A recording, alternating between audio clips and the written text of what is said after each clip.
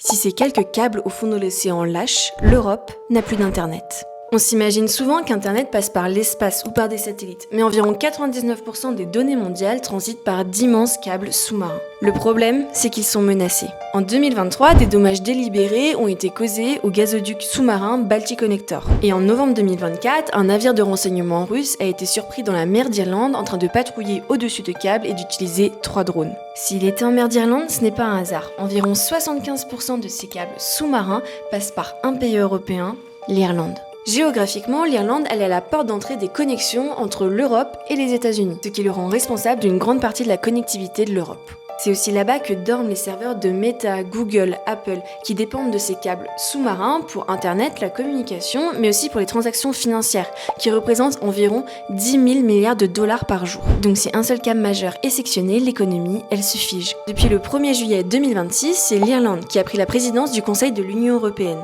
Et une de ses missions, c'est de protéger ces câbles face à des menaces potentielles via une sécurité maritime renforcée et des tests sur la résistance de ces câbles.